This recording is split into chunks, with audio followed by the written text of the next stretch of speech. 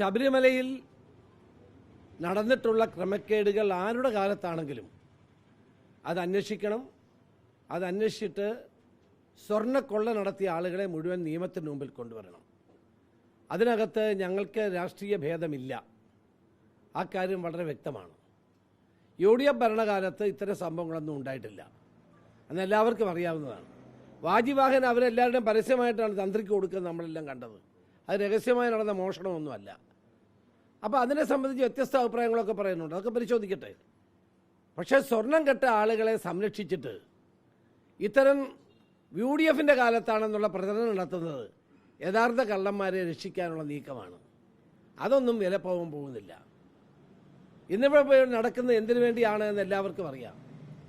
യഥാർത്ഥ കള്ളന്മാരെ രക്ഷിക്കാനും അതിനുവേണ്ടി അന്വേഷണത്തിന് വഴിതിരിച്ചു വിടാനുമുള്ള ചില നീക്കങ്ങൾ നടക്കുന്നുണ്ട്.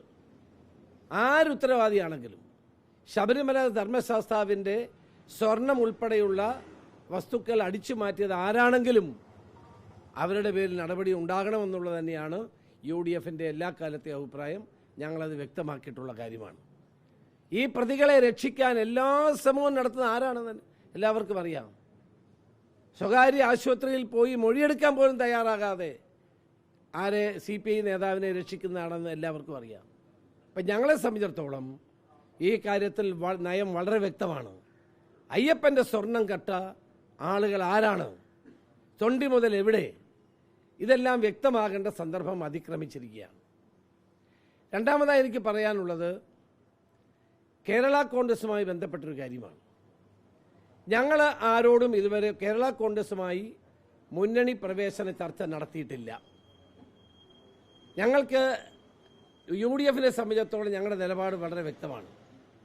ആരെങ്കിലും UDFൽ ചേരാൻ താല്പര്യം പ്രകടിപ്പിച്ചാൽ അവരോട് ചർച്ച ചെയ്യുക എന്നുള്ളതല്ലാതെ ആരെയും ഞങ്ങൾ അങ്ങോട്ട് ചെന്ന് ഞങ്ങൾ ആരും ക്ഷണിച്ചിട്ടില്ല. ഞങ്ങൾ അവരില്ലാതെ തന്നെ, കേരള കോൺഗ്രസ് ഇല്ലാതെ തന്നെ കഴിഞ്ഞ പാർലമെൻറ്റ് തിരഞ്ഞെടുപ്പിലും കഴിഞ്ഞ പഞ്ചായത്ത് തിരഞ്ഞെടുപ്പിലും ഉജ്ജ്വലമായ വിജയമാണ് UDF നേടിയിട്ടുള്ളത്. ആ വിജയം നിയമസഭാ തെരഞ്ഞെടുപ്പിലും ആവർത്തിക്കുമെന്ന് ഞങ്ങൾക്ക് ഉറപ്പുണ്ട്.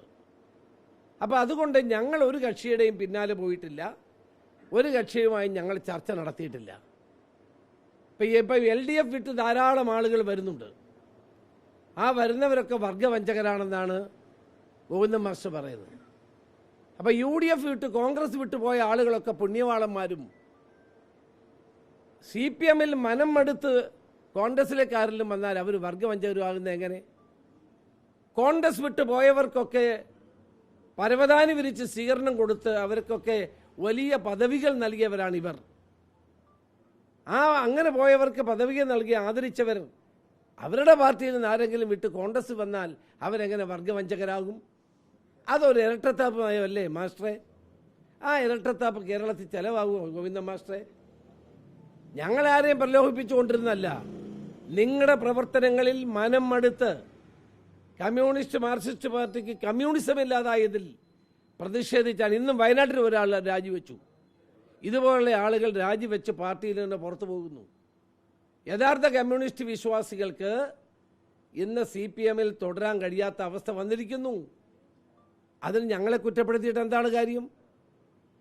അപ്പോൾ അതുകൊണ്ട് വസ്തുതകളൊക്കെ ജനങ്ങൾക്ക് മനസ്സിലാകുമെന്നുള്ള ബോധം മാർക്സിസ്റ്റ് പാർട്ടിയുടെ നേതാക്കന്മാർക്ക് ഉണ്ടാകണം. ഇപ്പം വീട് തോറും കയറി ഇറങ്ങി മാപ്പ് പറയുകയാണ്. ഇത് ജനങ്ങളെ കബളിപ്പിക്കാനാണ്. CPMൻ്റെ ഗൃഹസന്ദർശനം എന്ന് പറയുന്നത് ഒരു പാഴ്വേലയാണ്.